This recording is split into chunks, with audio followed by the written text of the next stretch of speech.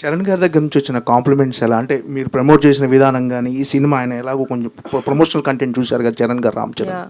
So ఆయన మీకు ఇచ్చిన కాంప్లిమెంట్స్ ఎలాంటి కాంప్లిమెంట్స్ ఇచ్చారు? ఆల్రెడీ వరుణ్ తేజ్ గారితో నెక్స్ట్ సినిమా చేస్తున్నారు, నెక్స్ట్గా చరణ్ గారు అయినా మీ టార్గెట్ రామ్ చరణ్ గారు? టార్గెట్ అట్లేం లేదండి. అంటే నాకు తెలుసు చరణ్ అసలు సోషల్ మీడియా అస్సలు వాడు, చాలా చాలా తక్కువ, అంటే ఎలా వాడాలో కూడా తెలియదు కొన్ని యాక్చువల్లీ. అలాంటిది చరణ్ అన్న వచ్చి యాక్చువల్లీ మేము పికిల్ బాల్ వీడియో చేసింది అది చరణ్ అన్నదే కోట్ అనమాట. So actually full video release అయితే అందులో ఉంటుంది, తనే ఒక వన్ టైం వెళ్ళి ఉంటాడు, మేమే చాలా ఎక్కువసార్లు చేసాం. అయితే సో ఆ వీడియో నా దగ్గరకు వచ్చింది, మళ్ళీ చేశారు వీడియో ప్రమోషన్స్, వేరే మేము చేసిన ప్రమోషన్స్ అన్నీ శ్రీను దగ్గరికి వెళ్ళి, ఏంటి శ్రీను స్టేజ్ మీద అందరూ స్నేక్ డాన్స్ ఒకలా చేస్తుంటే నువ్వు ఒకలాగా చేసావని.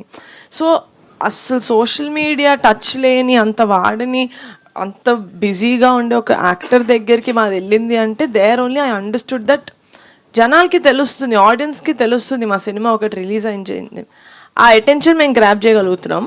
ఆ గ్రాప్ చేసిన దానివల్ల వాళ్ళు టీజరో ట్రైలరో చూస్తున్నారు, అక్కడి నుంచి కంటెంట్ మాట్లాడుతుంది.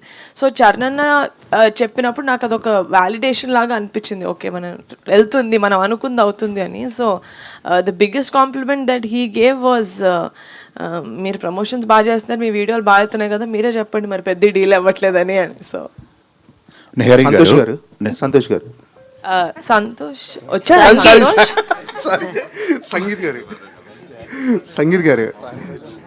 సంగీత్ చరణ్ అన్నది ఫుల్ వీడియో రిలీజ్ అవ్వని, ఎవరైనా నీ పేరు తప్పు చెప్తారు, మనం తర్వాత చెప్పండి సార్. నేను సంతోష్ గారికి మెసేజ్ పెట్టి చెప్పండి సార్.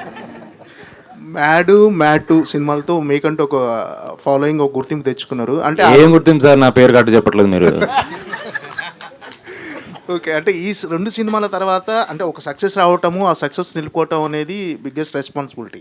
సో మీరు ఈ 2 సినిమాల తర్వాత చాలా కథలు విని ఉంటారు. పర్టికులర్గా ఈ కథ ఒప్పుకుంటానికి, ఈ సినిమా చేయడానికి నిహారిక కొనిదెల గారు రీజనా, ఈ ప్రొడక్షన్లో చేయటం రీజనా, లేకపోతే కథ మీకు నచ్చి ఈ కథ ఒప్పుకుంటానికి మెయిన్ రీజన్ ఏంటి? అంటే అన్ని కథలు విని పర్టికులర్గా ఈ కథతో చూస్ చేసుకుంటే రీజన్ ఏంటి? సార్ నా దగ్గరికి ఫస్ట్ కథ వచ్చినప్పటికీ ఇంకా నిహారిక గారు అసలు ఆవిడకి కథ ఉంది తెలియదు సార్. డైరెక్టర్ గారు ఫస్ట్ నాకు చెప్పారు.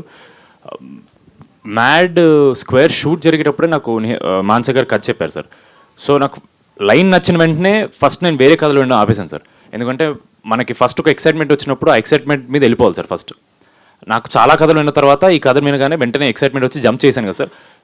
ఇమీడియట్లీ మళ్ళీ వేరే కథలు వింటే నా జడ్జ్మెంట్ అటు ఇటు అవుద్దేమో అని చెప్పి I stuck to what I felt. First feeling ఏదో వస్తే అదే కరెక్ట్ సార్. ఎప్పుడన్నా immediately I jumped on that. And ఆవిడ ఫుల్ లెంత్ నరేషన్ ప్రిపేర్ చేసుకున్నారు, రెడీ చేసుకున్నారు.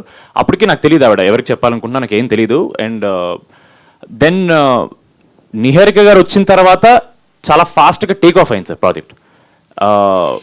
బికాజ్ నిహారిక గారు has just done her first feature film.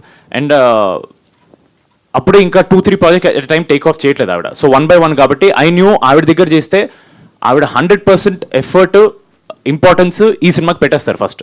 ఎందుకంటే she wants to do 1 by 1.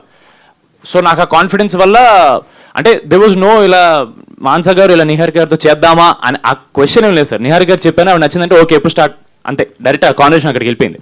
Because I know how she'll carry the film. Honestly నా మీద stress తక్కువ ఉంటుంది sir ఇప్పుడు ప్రమోషన్స్కి, ఎందుకంటే ఆవిడ కూడా మాకు తిరుగుతున్నారు కాబట్టి. సో లేదు సార్, నా కథ విన్న వెంటనే నచ్చింది. ఆవిడ నిహారిక గారు అనగానే ఫస్ట్ ఆవిడ జంప్ చేశారు, నేను ఈవిడ చేపట్టుకుని నేను కూడా జంప్ చేశాను.